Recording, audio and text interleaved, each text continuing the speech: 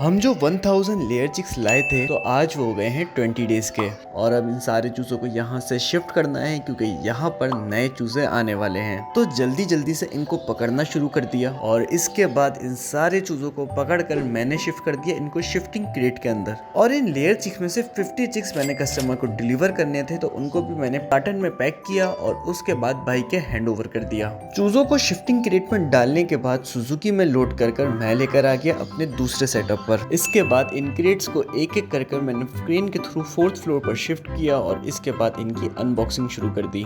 चूजों को शिफ्ट करने के बाद मैंने यहाँ पर राइस हस्क डाल दिया क्योंकि अभी भी रातें बहुत ही ज्यादा ठंडी होती हैं और ये राइस हस्क हमारे चूजों को प्रोवाइड करेगा एक कंफर्टेबल एनवायरनमेंट। और इसके बाद अब रह गया था आज का आखिरी काम और वो था इन चूजों को पानी और फीड डालना। चूजों को फीड डालने के लिए हम लोग यूज करते हैं ये वाले फीडर कि इसमें फीड वेस्टेज ऑलमोस्ट 0% होता है। अगर वीडियो अच्छी लगी हो तो वीडियो को लाइक कर देगा। साथ में अगर आप हमसे पोल्ट्री फार्मिंग सीखना चाहते हैं तो फार्मिंग का कोर्स भी बाय कर सकते हैं जिसकी फीस है 2500 रुपीज। कोर्स की मजीद डिटेल के लिए आप हमारी टीम के व्हाट्सएप नंबर पर कॉन्टेक्ट कर सकते हैं।